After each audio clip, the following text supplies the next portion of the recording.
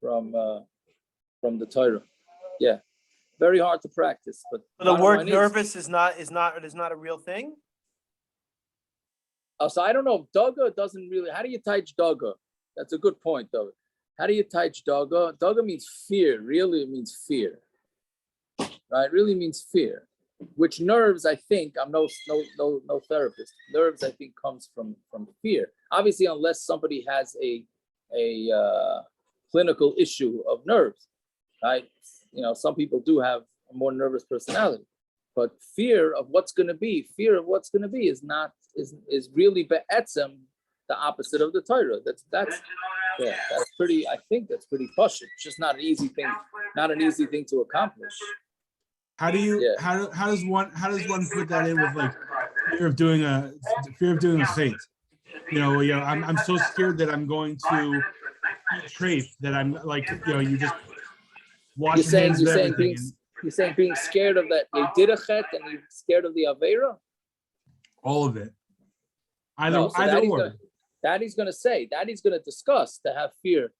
I'm pretty sure. Well, like we all know, there's irrationally fearful people of halacha that just are machmir on everything because they don't know how to live a normal life, and it impedes how they even interact with other people.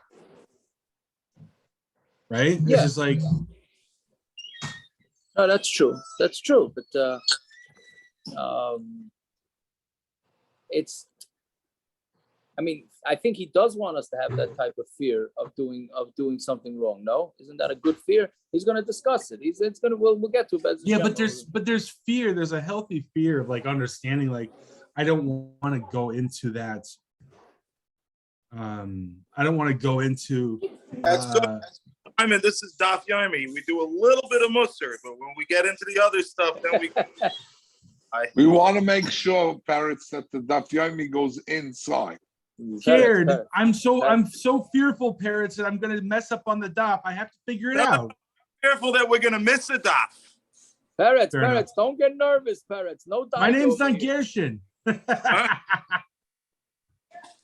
I'm nervous we're going to miss out on the daf. Does that mean I don't have a muna, or that means I have too much muna on all these guys? I have no idea. It's a good question. Right? Yeah. Anyways, okay. So now on that note, the mashkiach said start the daf. We start the daf. Yes, with his eyebrows and everything. Yeah. So Gufa, 10, 12 lines down from the. Of eyebrows. So I used a different computer yesterday. I uploaded the daf. There were 4 views this morning till Shmuley Sugar calls me and he goes, "Did Aaron have another Geneva again? That's crazy." Uploaded the daf. I uploaded last year's daf. The picture of you in the background happens to be the year anniversary. 4 people watched the video. Nobody chopped until Shmuley called me. It's last year's Masechta. That's that. Why? What do you mean? You did a mistake and you uploaded last year. The mistake. I had the old computer here. I clicked upload. I had to have a computer. I don't know how long. I clicked the wrong part. I saw the picture. Same background. That's funny. I hear you. Yeah, you should have asked Shmuley how long he listened till he chopped that it was sukkah. Okay. Anyways. Okay, Gufa, yeah. About 12 lines down from the top. Gufa, Amarav Huna Amarav. Yeah, so again, we're talking about this is the sugya that we call shtaris. Right? Meaning in the yeshiva jargon, right? Gershon, this is the sugi of shtaris, no? And they call it shtaris. That's what they call it, shtaris. Yes, so we're learning shtaris, meaning when do you confirm a shtar? How do you confirm a shtar, etc., etc. Yeah. So Gufa Amarav Huna Amarav. Moide b'shtar. So we said yesterday, moide b'shtar should. Okay, so one more thing just before we start. We said that every shtar needs to be confirmed. The witnesses need to confirm their signatures, right? Either they themselves, either they confirm it themselves, or somebody else says they saw them sign it, etc. Right? So we said yesterday that at the end of the Gemara previous to this, we said that if the borrower is moided that the shtar is legit, then you don't have to confirm it. Right? So Gufa, Amar Rav Huna Amar Rav, moided b'shtar shekosvu, ain't tzarich l'kaimen. Somebody who's moided with a shtar that it was written, meaning the lender, the borrower, says, hey, this is this is a legitimate shtar, then that's it. It's considered a legitimate shtar. Why did you steal this? Why did you steal this halacha? Because Rav Huna said it. Rav Huna set up a shame Rav, and Rav Nachman got upset because he says you're plagiarizing, right? And it's really a Machlokes Tanoim, and you're going like meir. If you're passing like meir, that if the borrower admits that the document is legit, so then just say we pass like meir. Why are you saying it? Why are you saying it as if it's your own? Amrle Umar Hechi Svira. So he said back to him, what do you hold? Right?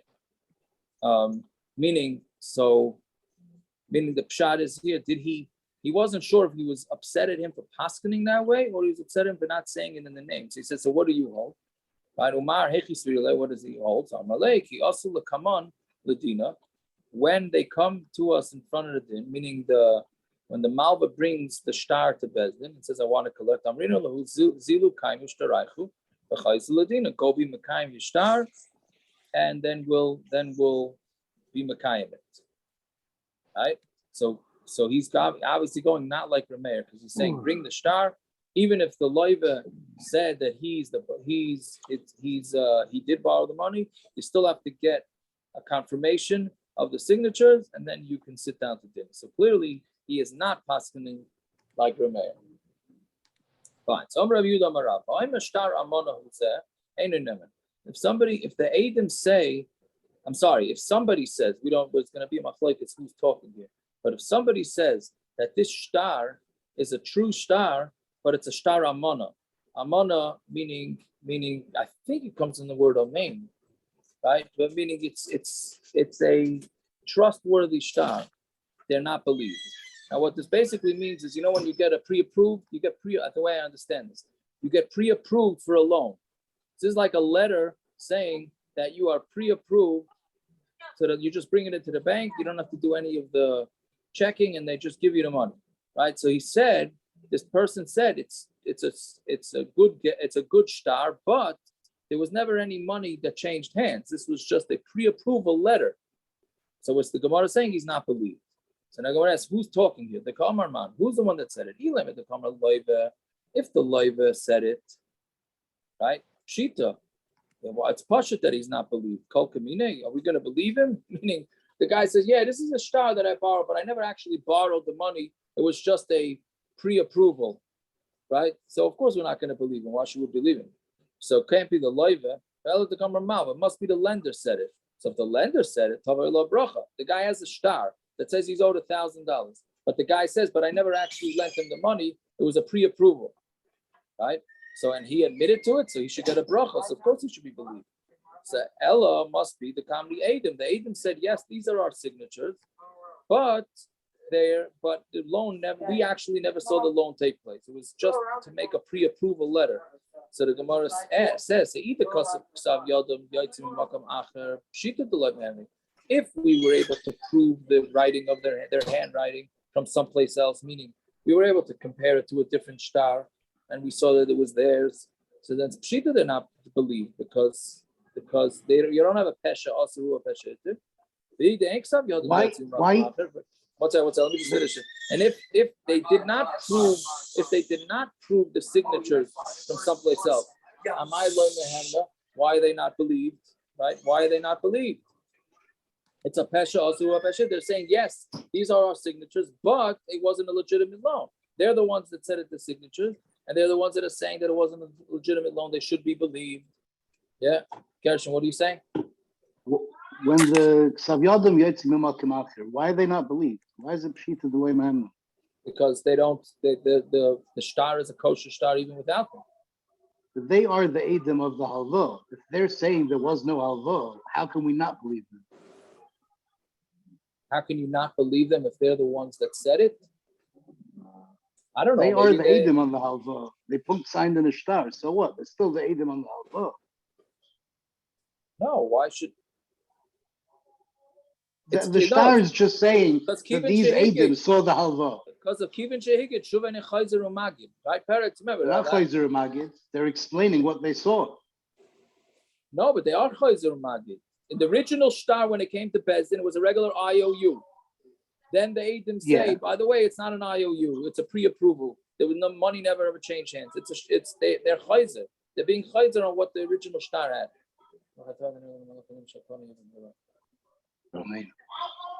We can't say they're explaining what the shtar is. If a shtar amana looks exactly the same, why can't they be explaining what it is? Yeah, so that part I'm not sure. When do we say Kivin Shehigit Shuva and Chayzer Umagid and when not? Right? So you can't. They're not allowed. Meaning the shtar is looked at as almost like it's alive. Meaning you can't just come in and try to like change the context of the shtar. Shtar's already happening. So you're saying you're I mean that's what the Gemara on the Amud Aleph is or the on your Amud Aleph is doing, or your Amud Beis. Like you can't change the context. They're completely changing their edus by coming back and saying, "Oh, it was only an amana." The shtar is saying it's not an amana. There's nothing in the shtar that says it's an amana. It's a regular hava according to what the shtar is saying, and you want to change it. I'm saying you can't, unless there's something indicating in the shtar differently. We look at this as a regular shtar, meaning there's a regular hava that took place from what the shtar is telling us. Right. Okay. So that's all I'm saying is that there's another way to look at it. The Eidim are really better than the shtar. Before it is said differently. But they are the Eidim. They are better than the shtar. It doesn't matter. Says one thing. If the Eidim are made and then they change their testimony, we don't care. We ignore their later testimony. This is later testimony. You're saying the same thing. Shuvei Chayzer Magid. Right. I'm saying that it might not be a Chayzer Magid. Okay, so we're going to see on Amud Beis. The Gemara is going to go through a little bit more Kivin Shehigit, which may strengthen your kasha if I remember the Gemara on Amud Beis. So when I get to it, as Hashem, I hope I'll remember it. But I noted there's something on Amud Beis about it that I was misupid. Okay, either way, so the Gemara has three options here, and the Gemara says it can't be either one of them. Can't be the loive because of course he's not believed. Can't be the malve because that means he's being a tzaddik. And it can't be the Eidim because either the Eidim are believed or they're not believed. Right? I'm not saying either they should be, meaning the whole shtar should be no good, or they're totally not believed. Fine. So Amar Rava, so we have three different shitas of exactly what it is. One's going to be the loive, one's going to be the malve, and one's going to be the Eidim. So Amar Rava loilam dekama loive. It's really the loive that's saying that it was just a pre-approval. Look at Rav Huna. It goes like Rav Huna. Rav Huna Marav Maida b'shtar shekasvu ain't tzarich l'kaimah. If somebody is maida that a shtar needs to be written, you don't have to be the malva, does not have to be mekayim it, right? Which is what we've been saying, right? So since the loive was maida, so you don't have to be mekayim it, right? That's his way of looking at it. Abai Omar loilam da Omar malva. Really, the malva said it. We could go in shechavla acherim, and it's talking about where this malva also owed money to other people. And like Rav Nosson, and like Rav Nosson, which is the famous Shibuda de Rav Nosson, right? Which is, what's the Shibuda de Rav Nosson? The Tani Rav Nosson. Let's say somebody somebody can, how do you call it? He lent somebody money, 100, and then his friend went and lent the other friend. How do we know that we can go to the third guy and just jump the middle guy and give it straight to the first guy? You can give it to the one who he owes money to. Right? So what Asham doesn't really means it's the one who's carbon Asham, somebody who's guilty. Just to explain that. So you have I lent money to Peretz, and Peretz lent money to Mordechai, my brother Mordechai. Let's keep it like that, yeah.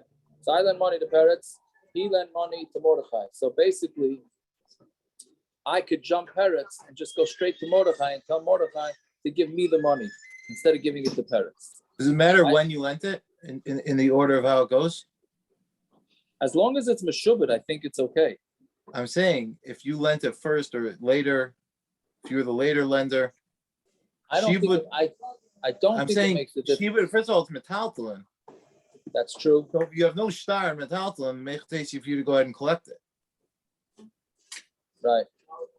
Saying shibud only works if it's a shtar, if it's a milva pet. Lav dafka you get your meshubed when it comes to metaltalin.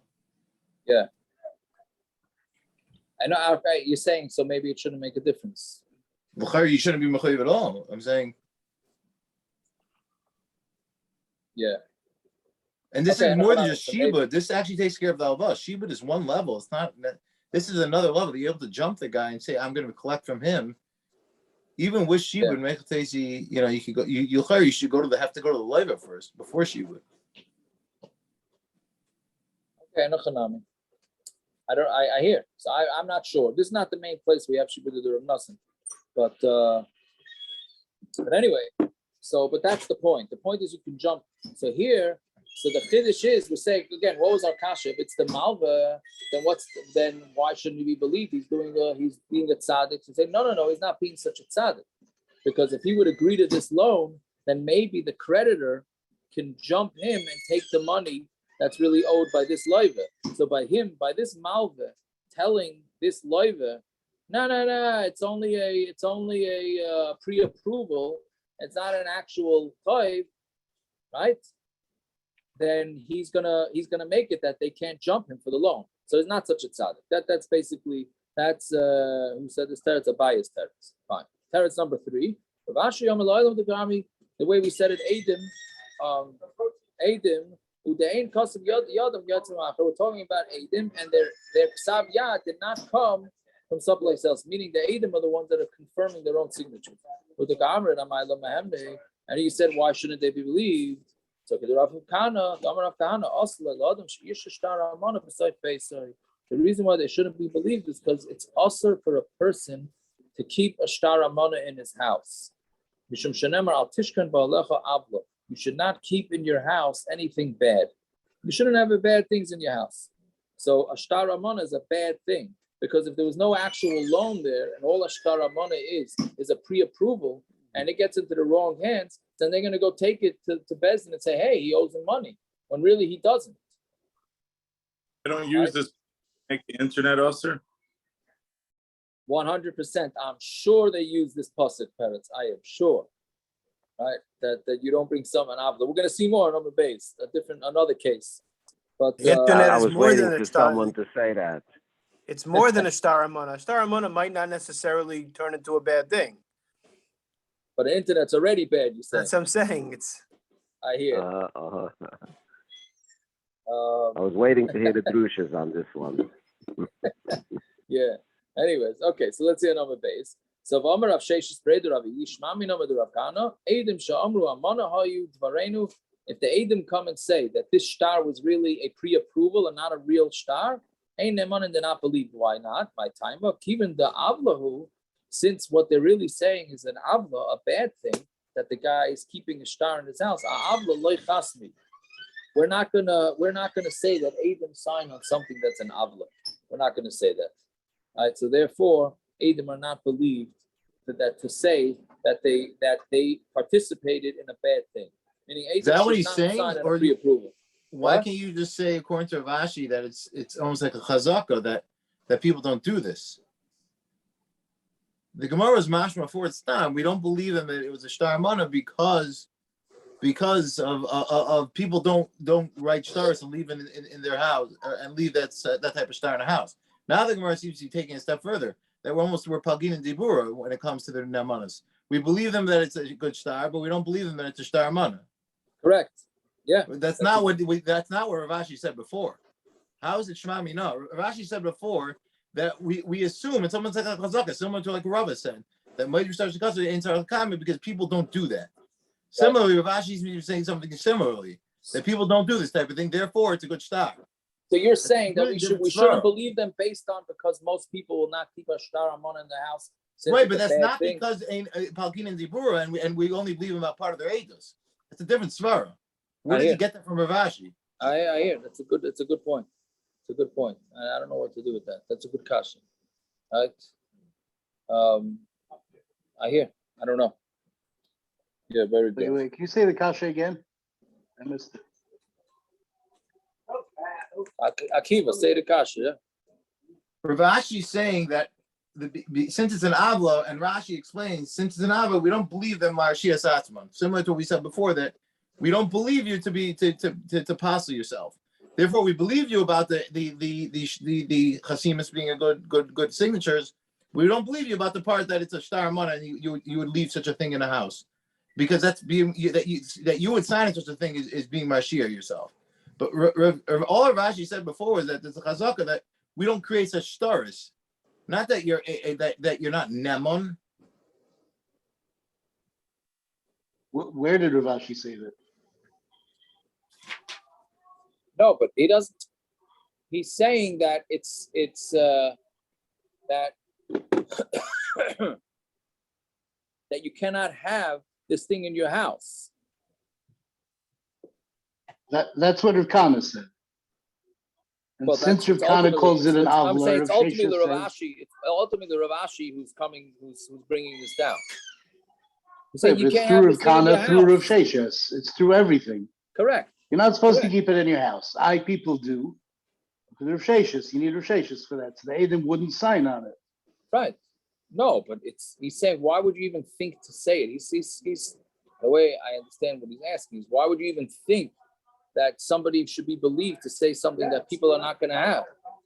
There is such a thing as a shtar amana. It exists. What? There is such a thing as a shtar amana. Right, but not, you shouldn't sign on it. You shouldn't have it in your house, Rav Kana said. A person shouldn't own a shtar amana. Yeah. I think, That's all he said. isn't it that you shouldn't have a paid shtar that's been paid up? You shouldn't have in your house. That's coming up. That's coming up in your house. That's coming up in a few lines. Rav Kana says, I think there's an afkamina. That's Rav Kana. Right. And from there, we don't hear anything about Adam. We just hear that the loiva shouldn't, the malva shouldn't keep it. So Rav Sheshes comes along and says, since Rav Kana calls it an avla, Mamela, the Adam wouldn't sign on something that's an avla. Yeah. That's what Rav Ashi saying. Okay. I don't know. We can find this out after. Let's finish. Let's finish off. Sidebar. What? We should sidebar this. Yeah. So all right, fine. So Amar Rabbi Yeshua ben Levi. All right. Now we continue in this type of concept. Which documents you're not allowed to have in your house? Amar Yeshua ben Levi. Rabbana, that's what you just said. Right? A person cannot keep a shtar that was already paid up in his house. Why? Do not keep something bad in your house. Right? So meaning it's something bad because something bad can come out of that. Because you might go and take payment again. From Arav Shmei the Rav Amri, im oven biyadcha harchiteo. He said a different pasuk. If there's an oven, if there's something bad in your hands, then keep it far away. Zeh shtar amana, the shtar pasim. That's considered a shtar amana, and a shtar pasim means a anybody who's taken out a mortgage. Well, not anybody, but many people taking out a mortgage. It's basically a shtar that's a fake. Meaning you show the mortgage guy, you got all this money in your account, right? You get your friend to deposit a lot of money into your account. Really, the whole thing is sheker, right? Or you have an IOU. Oh yeah, this guy owes me a lot of money. So you show it. That's what a shtar pasim is. They call it the famous gift letter. Right, the gift letter. There you go. I thought That's that was a shtar amuna, no? I thought that was no, a shtar amuna. Shtar amuna is that you have the ability to take the loan, right? You have the ability to take the loan, but you don't actually take the loan. It's like, I think so, yeah. That's well. Let's see. The Gemara is going to go through it. So now we have shtar amana and we have shtar pasim. That's referring to a shtar perua. Okay, so we have two different sheetas here. What the pasuk of al tishkan ba'alecha avla is. So mandam shtar perua, the one that says that it's a shtar perua, kol sheken shtar amana, meaning if a shtar perua you shouldn't keep in your house, then for sure a shtar amana you shouldn't keep in your house. Right? We'll get to in a minute why. Mandam shtar amana, and the one that says that it's a shtar amana you shouldn't have aval shtar perua loy. But a shtar perua is not an issue, meaning you could keep a shtar perua. Why? The zimnin. the mashile apshita the sofer, because sometimes the guy's going to hold on to his shtar as a collateral for the pshita the sofer, means the money that's supposed to be paid to the sofer. What does this mean? So Rashi says that who's supposed to pay the fee? Who's supposed to pay the fee for the sofer? The borrower is supposed to pay the fee. But a lot of times, the borrower doesn't have the money, which is why he's borrowing in the first place, right? So he doesn't have the money to pay the sofer. So he asks the lender, hey, by the way, might as well, can you lend me the money to pay the sofer too? Right? So now, if the guy, that the lender can hold on to the shtar and say, I'm not giving you back this shtar that says you paid up until you pay the sofer. Like this, there is a reason that he's holding on to, even though the shtar is already paid up, because he wants to hold it as some sort of collateral. I don't understand. How does that shtar work? If the shtar says $100,000 you owe me, and I'm holding the shtar until you pay me the $101,000 to pay the sofer? That what? What do you say? Yeah. He's meaning he paid back the loan. He just didn't pay the. So I'm gonna cross out on the loan 100,000 paid, 1,000 owed for sofer. I'm not gonna let you keep that shtar that I owe you $100,000 if I paid you 100 already. What do you mean? Because it says it in the shtar? Yeah. I'm not going to let you keep that. No, I lend from Tzviak of 100,000, and then we don't pay the sofer, right? And then you don't pay. So you can't let me hold that $100,000 thing. You paid me 100. Right, but that's what it's saying. You could, because he's going to hold out for it, so that to force the lender to pay the sofer fee. But you would get some kind of receipt or something on what you paid back. You get a receipt on the $100,000. You get something, no? I'm not so sure. Then why can't he go say he never paid it? What? Why can't he come tomorrow and say you never paid me the 100,000? Why can't he come and say you never paid me the 100,000? That's the risk. That is the risk. I'll never let that happen. What do you mean? If I borrowed from you $100,000 and I paid you back 100, I'm going to take the shtar, cross out 100, and write I owe you 1,000 for the sofer. I'm not gonna say I never paid you. But anything that's crossed that, all these things are gonna have to be confirmed with witnesses, etc., etc. Right? So then a new shtar has to be written up for the sofer's money. No, that's not what you can't even afford the first sofer. You're gonna have to rewrite another shtar to owe more money. Akiva, you're going to give a guy $100,000 and get nothing back for it? That's his problem. Pay the chayv. I'm never going to let that. Who would ever so let that? So then don't pay anything. Hold off on the entire payment. But we see it that it's paid. We don't see anything.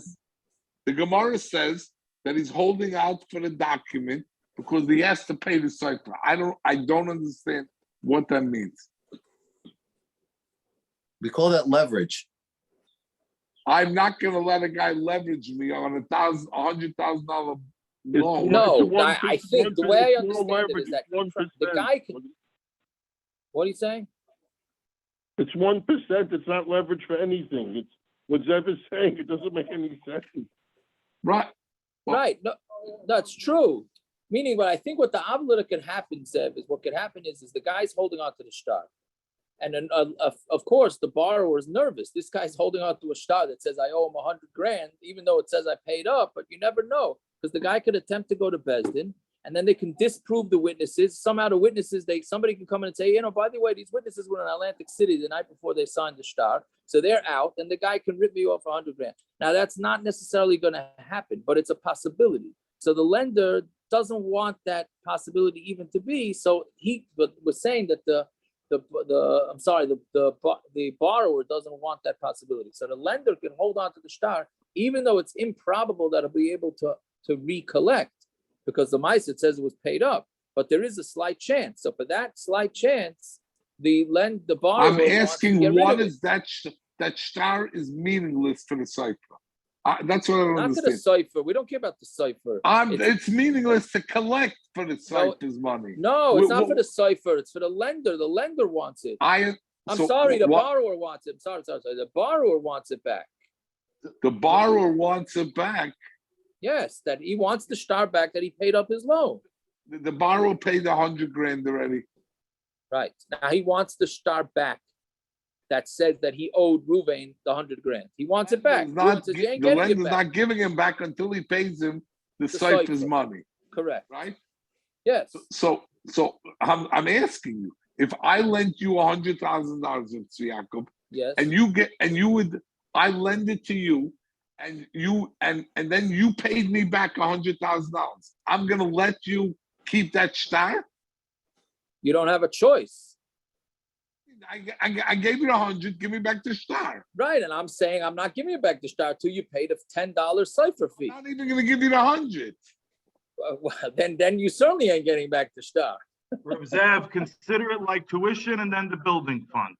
Well, I was just gonna say, we just realized the new fundraising plan coming our way. Halavai, the building fund should be $10. No, I think the Bechilas Kvod, I think the yeshivas should send out, hey, if you want a letter saying that you paid up your tuition, you got to give us another $100. Right? That's what we're talking about. This one has nothing to do with the other. You guys are a bunch of clowns. Why are we giving more ideas for more money for the yeshivas? We're trying to help the guy out. I don't need your help. Just give me the 100 grand. I don't give up. Yeah. Anyway, Zevi, I thought you give receipts if it's not tuition. For an additional fee. Do they not believe in documentation? Isn't that all the tuition? I mean, contributions? Kiva, the accountant's here. What do you do they saying, not believe Simon? in like documentation, Yaakov, in this? In that there is documentation. This is documentation. Where's the documentation for the payback of the 100? It's there. It gets stamped that it was paid. Oh, that's right. I think. Okay. But if it's on a document, if it's on a shtar that says that he owes $100,000 plus $1,000 or 10,000, whatever it is, right? He doesn't get it stamped. The document's not been paid. If the document's not been paid off, if it's in that same document, meaning if he owes one person $10,000, he owes another person $1,000, and it's in the same document, he hasn't paid the document off. Correct. No, it's very. I think I got it. You borrowed $100,000 and you owe $1,000 to the sofer. You pay back the $100,000. It gets stamped that you paid back the $1,000. You just don't want that guy to keep that document because he could somehow, a slim chance, dispute the stamp, and you don't want to take that chance. So Correct. It's worth it to get it back. But you're getting back a stamp, so it's not that he can come after you 100%. There's only a 2% chance he come after you for the 100. So not a concern, but it's an uncomfortability. So it's worth it for the guy to keep it as an uncomfortability, as a little bit of leverage to get that $1,000. That's it. Correct. That's what's happening here? Yes, that's the way I understand it. That's the way I'm understanding it. Yes. It's really, he knows that it's not going to be. Right? That's how all the Bronx real estate guys in this year do business. You have a lot of Bronx real estate guys. Okay, there you go, yeah. I don't understand. This doesn't make a lot of sense. It sounds. There's one document. There's also just one shtar floating around, and like, there's no. Like, you just put a picture of a dead baby on it, then you'll understand it. I don't understand that either. Whatever. Yeah. Anyways, okay. Let's see Vaita. Say Itmar, Sefer She'ein Muga. If you have a Sefer, meaning a Sefer of Nach, that was not properly Muga. Muga is looked over, right, to see if it's kosher. Amar Rav Ami, Ad Lamed Yoim Mutar L'Shosev. Up to 30 days, you're allowed to leave it in your house. In Kanve'ela Chasel L'Shosev. From there on, you're not allowed to leave it in your house. Mishum Shenemar Al Tishkan B'Lecha Avla. Don't leave something that's an avla in your house. So somebody could use it. It could be, since it wasn't looked over, right? It could have these mistakes in it. So therefore, you don't want to keep it in your house. I don't know why. I mean, there's a lot of other examples of this. Peretz's internet example. There's another one that's interesting that people don't realize. When you buy a new utensil or a glass or bowls or anything like that require tilas kalim, you're not supposed to leave it in your house. I don't know if it comes from this pasuk or not, but you're not supposed to leave it in your house because somebody inevitably sees it in your house. They assume it was toivel, and then you don't end up, and then they end up using it, not toivel.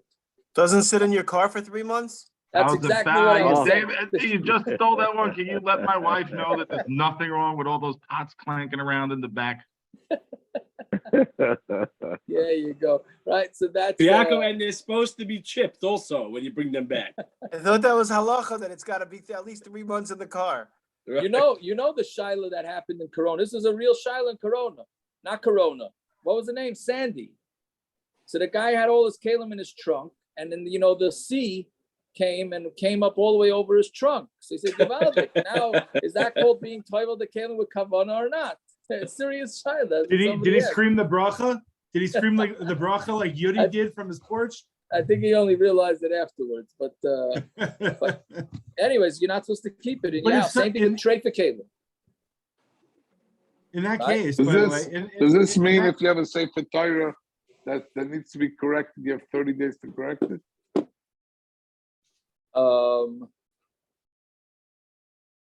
What do you mean? You shouldn't know. That's why when you have a puzzle sefer Torah, so they put the gartel on the outside. I'm assuming if you put the gartel on the outside of the sefer Torah, so then that's not a problem because nobody's going to mistake it. See, if you put a sign on the sefer that it's puzzle or it wasn't yet reviewed, so then it's not a problem. Then it's not a problem. No, it says somebody's going to mix it up. Sefer Shein Muga, it has been corrected. So Sefer Shein Muga, Amrabami, Ad Sheshirim Mutal Shoyse. Means you have 30 days to fix the sefer Torah. No, but no. This is not a puzzle. This just wasn't looked over. We don't know for sure it's puzzle. This is a sefer Torah? It could be a sefer Torah, but it says sefer. It's a sefer. Yeah, mistama means nach. Right? Anyways, okay, so let's see. So now that was a little bit of vacation. Now back to the shtar amana. If Adam come and say that our words were on were this with amana business, which is like the pre-approval, ain't amanim, they're not believed. But if they say we're being, this comes from we're being meiser maidah by how do you call it? By ataras nedarim, where you're at the end of ataras nedarim, what you're saying is that I'm letting everybody know that any neder I make for this year doesn't count. Okay, which the kasha. So if that's the case, so why are we doing ataras nedarim the next year? Okay, that's all. That's a kasha. But meiser maidah meaning is that they're letting you know. So here too. So the first case is saying is a shtar amana. They're not believed, right? The pre-approval. Maidah hayud varenu. They're not believed on that either. Meaning, Maidah is they're letting you know that yes, we signed on the shtar that this fellow sold his field. Right. One of the ways of selling is to sign on a shtar. So he let this guy has a shtar that says he sold the field. So the Edom are saying, yeah, we signed it, but he was being forced to sell it. He did not want to sell this field. So the Edom are saying, yes, we signed it, but the only reason why we signed it was to help this guy out. But really, it was under duress, not from meaning the guy did not mean to sell it. So neither one of those do we believe. Yes, so the pre-approval, that we don't believe. But if the Edom say that this guy was forced and we're letting you know that he was forced, then they are believed. My timer, right? The one that was the shtar that's letting everybody know that the sale was done under stressful conditions, meaning the guy was forced, that you're allowed to write. So therefore, they're trusted. But a shtar amana, like we were saying before, you're not supposed to be writing shtar amanas. So since you're not supposed to be writing shtar amanas, we don't believe these Eidim that they're doing something wrong. Yeah, fine. So let's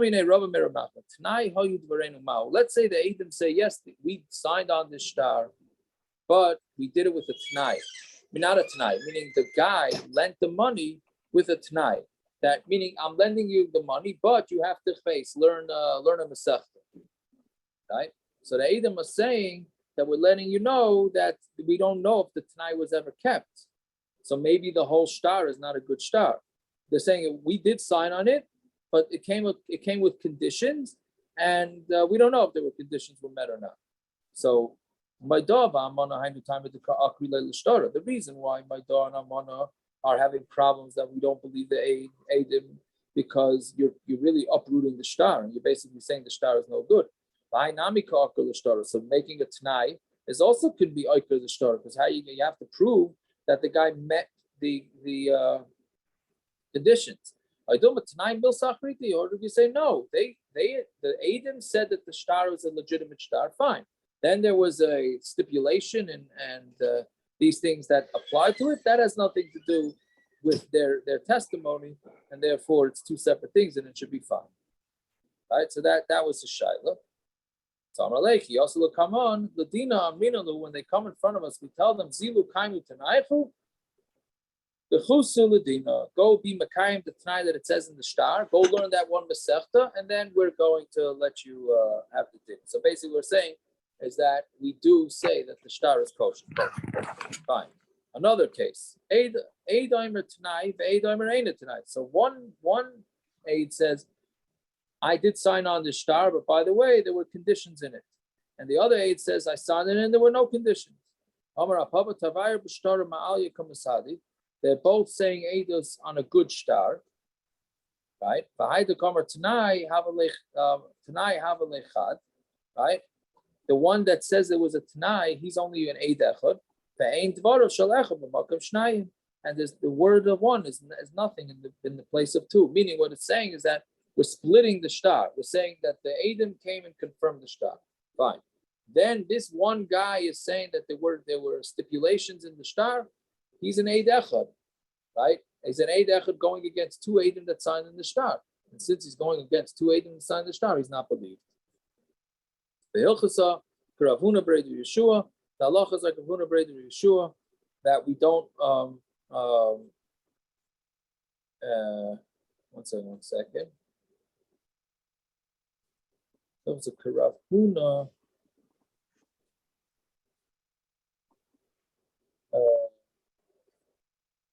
Did I just skip? Yeah. I'm sorry. Yeah, I skipped. That's why I skipped. I skipped a few lines. Yeah. Sorry about that. So yeah, so to Moscow. So again, I'm sorry about that. So again, one guy says that there was a Tanai, one aid says there was a Tanai, the other said there's no Tanai. So therefore we're saying that we don't believe the one guy. So if that's the case, then even if both of them say that there was a Tanai and there were stipulations and conditions on the shtar, it doesn't work. Why? Because we're saying these two are coming to be oiker their testimony. So this one witness is also coming to be oiker the edus, right? Meaning, what's wrong? What's wrong if two guys uproot the? Yeah, because like we said, kivin shehigit shuvin echazeru magid. Right. Once they signed on the shtar. Yeah. Once they signed on the shtar, so that's it. Two separate Adim, two different Adim. No. He's saying, why would it, even if both of them come, according to your svara, right? That one is not going to be believed, so then both shouldn't be believed either. Why? It's 2 against 2. No, it's the same two. It's the same two. Because once they signed on the shtar, that means they're admitting that the shtar is good. Now comes along the same two guys and say that there were stipulations in the shtar, and they want to ruin the shtar. They can't do that. They're changing because they're changing their testimony. They don't say they did or no. Right now, the Gemara, no, they signed on the shtar, and then only later in Bezdin they're saying that it was a Tanai. I thought that was the point of the Gemara was ever saying.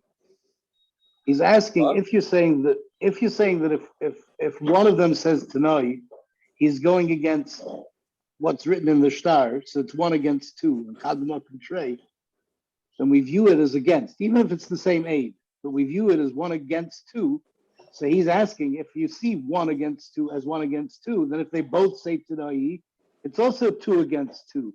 That means it's not. That means you can't say Tanai Milsachriti. That's not true. No, but that's what it's saying. That is what it's saying. Meaning, he said you don't believe 1 because it's in a makom 2. He said, Rabbi Zay, you shouldn't believe 2 in the makom of 2 either. But two is different than one. No, because Kivin Shehiget, Shuvin and Chayzer and Magid, when they signed on the shtar, they were saying that the shtar is a kosher shtar, right? When they now say that there's a Tanai, now they're backtracking. They're not believed. That's what he's saying. Again, look inside. Right? Ella, what are you going to say? Right? They're coming to be oiker their original testimony. That's what you have to say. And that's why you're believing them. Right? So this one aid is also coming. Meaning the Gemara is starting off with saying you can't say that it's two different testimonies because then it's Kivin Sheikh Shuban and Chazar Amad. Right? So Elamai, what do you have to say is that these guys are coming to renege on their original testimony. So this guy also, this Eid Echad is also coming to say that. So he should be believed, and therefore it's not 2 against 1, it's now 1 against 1. Why is it 1 against 1? Because if you're saying the only way to say that 2, we'd accept that they made a Tanai with 2. Right? The only way we're going to accept that they made a Tanai with 2 is if you say that they're trying to backtrack on their original Eidos. Right? Not that they're coming to add something. Backtrack. We're not trying to backtrack. We don't believe them. No, but that's what they're saying. Meaning, this is where we're referring to on Amud Aleph. With at what point do you say that the Eidos is too much, and we don't longer say Kibbutz Sheged Shuba and Chazar Magid. So what the Gemara is saying here, you have to say Al Karcha, the way Rashi says it, Al Karcha, that the signatures is not what's being Mekayim it. Right? What it is that when they say that it's their signatures, and then they immediately say, but there was a Tanai, so then that's all touched with a dibur, and it's not Kivin Sheigit Shuba and Chazar Magid. Right? So if that's the case, so you're going to say that about the 1-8 also, in which case it's 1-8 against another 8. Right? Because if you don't say this, then even 2 people shouldn't be believed. They can't change their Eidos. They can't change their Eidos. Right? So then, and that the Gemara defends off. The Hilchos of Rav Huna Brei Yeshua, the Halachos like Rav Huna Brei Yeshua, that an Eid Echad is believed. An Eid Echad Lamaisa is believed. Right? How is he believed? We have 2 Eidim that say he's one of the Eidim. He is one of the Eidim. Okay, but we have it now. We Mekuyim the shtar. You're not Mekayim. Because you're not being accurate, and it's a milsach riti, like the Gemara said before. You were never Mekayim the shtar. What are the 2 people doing when they sign? You're adding context to the shtar. You're not being accurate. Since you're not being accurate, you're not going back on your testimony. You're just adding to it and saying there's a Tanai here. It's a milsach riti. That's the whole shayla in the Gemara before. The Gemara came out as a milsach riti. Therefore, you're not being accurate the shtar. You're just saying, yeah, there's also Tanai, by the way. We forgot to bring up that point. You're not being Iker, you're not being Kivin Shehiget over here. You're adding a stipulation. It's a new Eidus. Basically, what we're saying is the difference is it's a new Eidus as opposed to. So there's no difference if it's 2 or 1. What? No difference. There's no difference. That's exactly the Gemara's point. Right. Yeah. So that's it. So therefore, the guy has to keep. It's no. We're not saying the shtar is puzzle. We're just saying that the loan, the lender has to. The loan has different clauses. Correct. That's exactly what it's saying. Yes. Okay. See, Yaakov, if you say it's nice milsach riti, what does that do with the whole Gemara about being oiker when it comes to? I'm just trying to understand the lashon. Like the Gemara says, you can't make a tie in a kedushin because you're oiker davar a Torah. Right. If it's a milsach riti, what are you being oiker? No, you're just adding to it. No, but there you're supposed to get married, no strings attached. No. I'm asking. You can make a loan whichever you want. Why are you being oiker something from the Torah? It's only a loan. No, I'm just saying if a Tanai works, the mechanism of Tanai works that it's just adding on. It's not being oiker the original. It's not being oiker the original way it's working. It's just an addendum to whatever you're doing. Right. So then every Tanai works that way. So then what are you being? It's not the mechanism is that it's being oiker. I'm just understanding the lashon. Right. No, I hear what you're saying. Okay, no, I think we'll just start. It's late, so we'll just stop here. even though it is. I'm sorry. I'm sorry. I'm sorry. No, it's not. No, it's at least this daf is semi-understandable at least with the lumdus that goes on here. So yeah. From Tzviakov, I asked Zevi Horowitz today about the 600,000. You know, the Levaya. Yeah. Remember last blot? You know why today Taka don't we run to the Levayas if it's up until 600,000? Remember that? Yeah. So what do you say? He said there was brought down in a tziv only if it's in front of you. Then you're mechayiv to go. The tziv says only if the Levi is in front of you, you're mechayiv to go. Not if it's in the town. The tziv says such a thing. Oh, only if it's in front of you. Right. From a rush, the rush says if you can hear it or see it. Right, that's what he says. Yeah, but All okay, that's 1 second. All right, we'll talk tomorrow. You answer the show. No. I have that's fine. That's not the what do you call it? Isn't that the pasha the thing that it's in front of you, not in the town? Didn't the Gemara say you're passing by? Wasn't that the Gemara that you're passing by Levaya? You have to go in. You have to stop. Is that what? If you're passing by, it means it's in front of you. If you're passing by, it means it's in front of you. The question is, Correct. If they're burying somebody in Manhattan, you live in the same city, but you're 15 miles away, do you have to go? I'm gonna say that didn't the Gemara? I remember didn't the Gemara again? My memory is not that great, but wasn't the case in the Gemara that you're passing by the Levaya, you have to go? Only if it's in front of you. Correct, but I'm saying I don't see why we needed a tzif to tell you that. That's what the Gemara said. If you pass by, it's a lashon. It's in front of you. We have a Charlotte then. The tziv is really adding. It doesn't mean the Gemara says that if there's the parashas drakim, right? So if the chasna and the levaya bump into each other, what do? That's not the only case.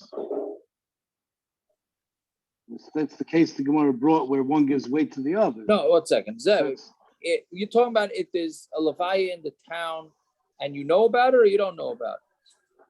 In New York City, there's a levaya, you know about it.